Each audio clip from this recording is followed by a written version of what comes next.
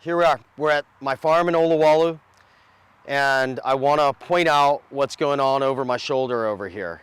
We're going to talk about this temporary site that they're recommending be a permanent site, and we need to get this into community discussions because everyone's driving right by it, but I don't know if they realize what's happening. And you can see the road behind me there, and we're going to show you a bunch of video and what's actually happening here.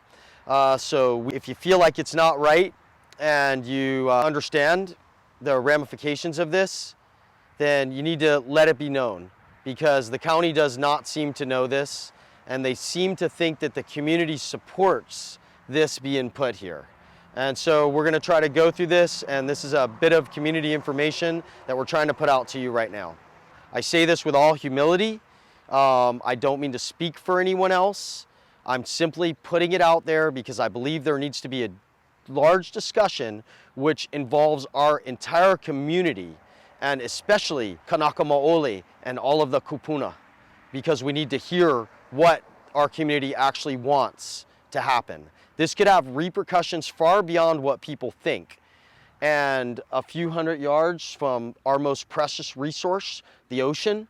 And these are the type of toxins that find themselves into the food chain and are what are destroying our ocean. So why are we going to take a chance with putting it right next to it on a cinder pit that's some of the most permeable stuff we know about? And right where I'm standing right here, actually closer to where the red flags are there's an underground stream that runs through here. There's another underground stream that runs right through the other side of it.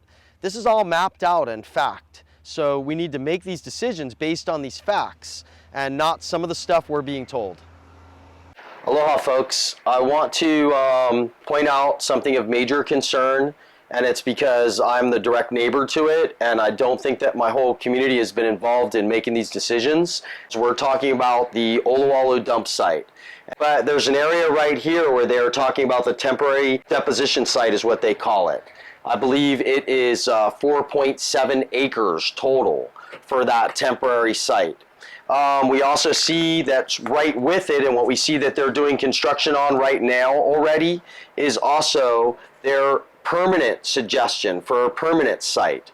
So they definitely have it well within their bandwidth to make this a permanent site is what it looks like. I'm not trying to bash anybody, but we need serious public meeting about this. On Wednesday, there's a meeting at the Civic Center. That's the folks that are in charge of this are actually going to be there. And if you have concerns of this, I would highly recommend that we all show up to make this happen. This is from the Highways Department, where they're starting to test some of the known groundwater. And if you look at this, you can see where the groundwater is. Here is the actual dump site. This area that you see here is the old dump area, and it was supposed to get planting and mitigation to protect the groundwater. It does not look like they followed through with that. That's on a 1991 document that we'll make available to you. So we have concerns. This area right here, which we've shown you here for the temporary 4.7 acres, this area here, which we're going to go to and actually show you what that looks like. Just for reference, it shows the temporary spot back up in here. Look at the topography. Look how much erosion this gets. We showed you where the groundwater was running right here on both sides of it. And look at where the ocean is in proximity to it. This is all being constructed as a permanent site. Now, if you guys have not picked this as the permanent site already, how come you're already sticking millions of dollars into building it? That's a question we need to ask. We need to look at why is this so important? Let's talk about the toxins. We don't see any reports on dioxin. We don't see any reports on furan. According to the EPA, dioxins are considered to be the most toxic man-made substance and the 5th most toxic naturally occurring compound known to man. So out of 21 hazardous waste sites that are on the mainland, only 8 of them are actually certified to deal with these type of toxins. So let's just look at this and ask ourselves, what needs to be done to this site to make it compliant like those 8 sites are on the mainland? What did they have to do to be the certified site to take this toxic material? How far are we from achieving that goal? And is the plan that they put in place in the same parameters of what their protocol would be on one of these 8 sites? So Olowalu, being known as one of the most important mother reefs around here, and perhaps having spawned many of the other reefs that we surf on and whatnot, and we dive on and we eat off of, and that sequester carbon, our reef system is really important to us. We can show you footage all day long of stuff running out of the dump straight into the ocean. There is no mitigation there. If you look at how it's set up, all the drainage comes off of that hill right into the ocean right there. So I think one of the reasons why people aren't looking at these toxins, if you touch them, you're not going to die instantly. And so people think, oh, no big deal. But what's happening is as this stuff makes its way into our environment, and even every time we touch it, or every time we breathe it in, it's going to bioaccumulate in our system. What does that mean? So let's look at it in nature. These toxins are going to run off the hill. The algae is going to grab it, it's going to bioaccumulate in plant material, and then it's going to work its way up the food chain. Fish that eat plants, fish that eat fish, humans that eat fish. So it winds up all the way in us. And the more fish we eat with it, the more it accumulates in our system. So there are several ways for this to bioaccumulate, and it's one of those things that you don't see it right in front of you like a deadly poison because it doesn't kill you instantly. Some of this, we won't see the repercussions from this until 40 years.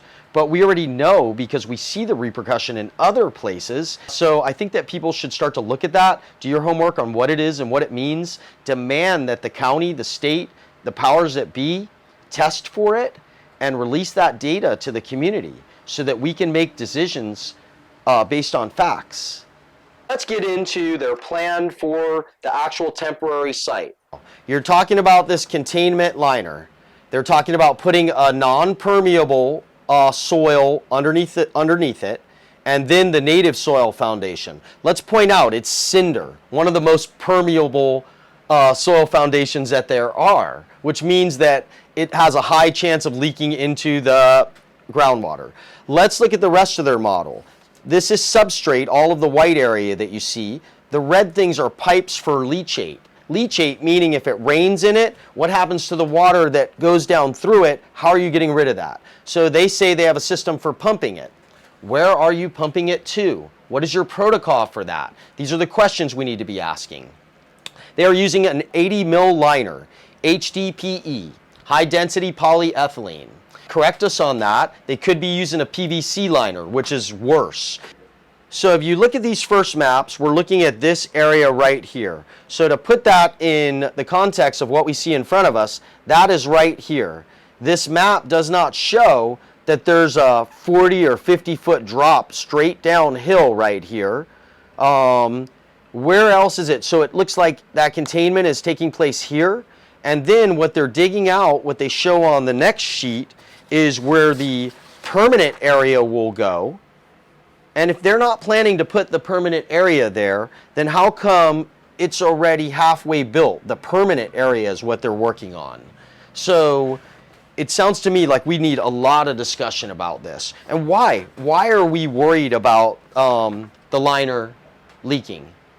If we're looking at some of the studies that have been done on the liners, they're rated for 100 years under zero stress environment. If you look at this situation, this is nowhere near a zero stress environment. And we have some of the numbers that we're going to share with you. But it says on this one we highlighted here, a zero stress installation is practically impossible to achieve. Wrinkles are unavoidable.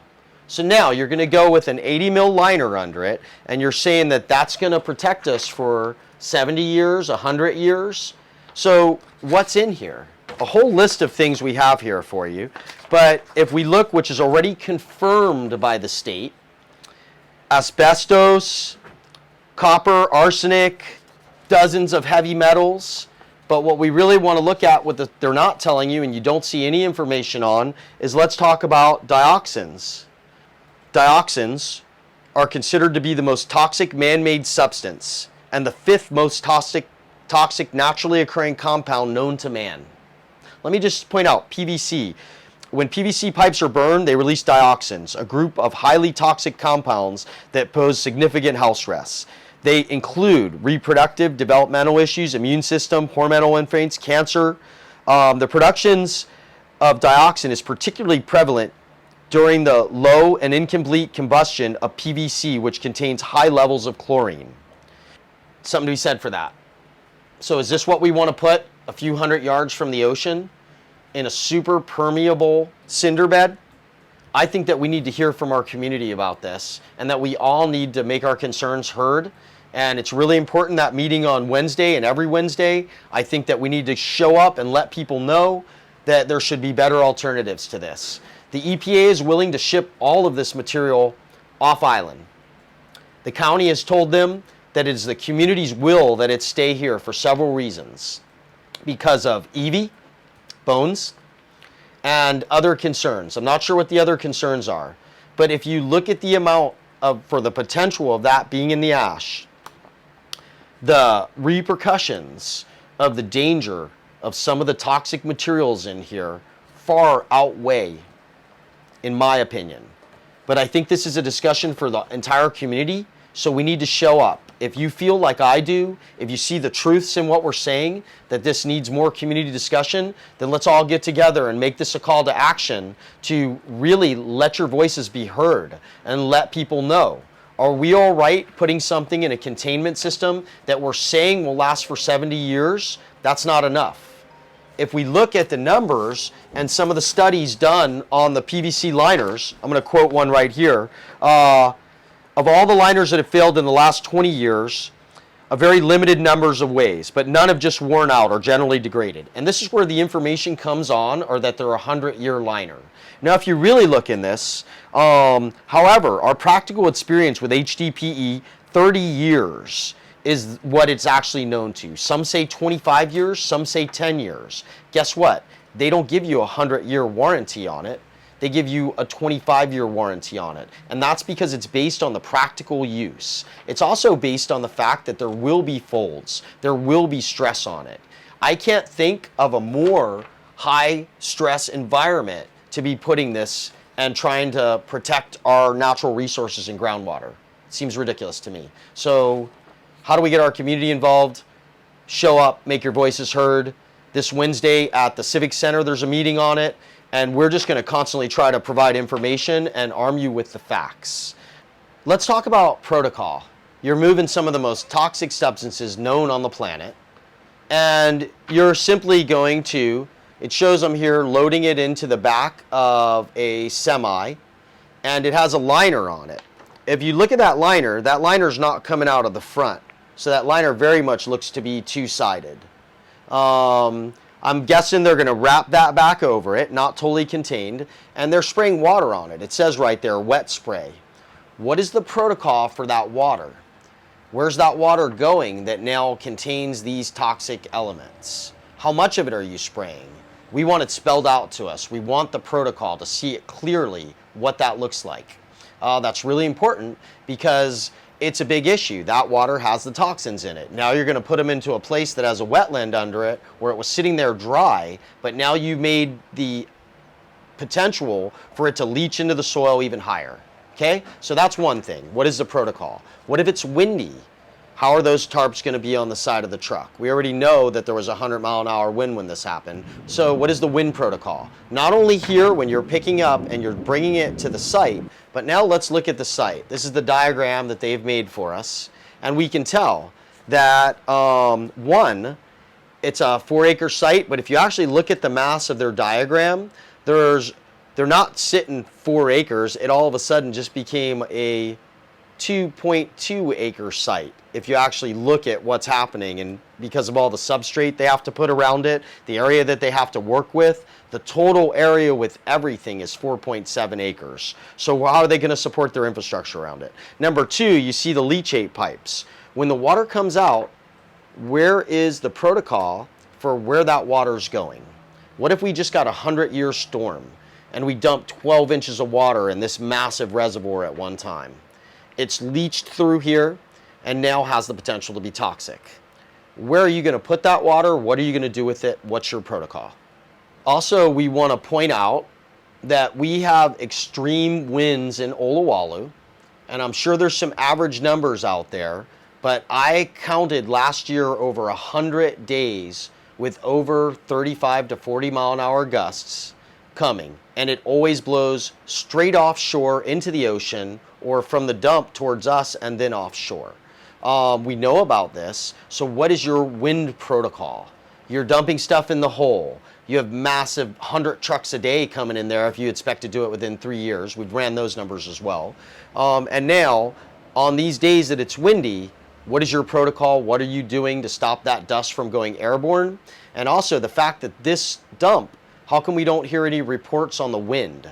The wind blows predominantly offshore. It's in the lee of the mountain. So you're potentially putting these materials straight into the ocean airborne as well. So we want to know, what is your protocol for that?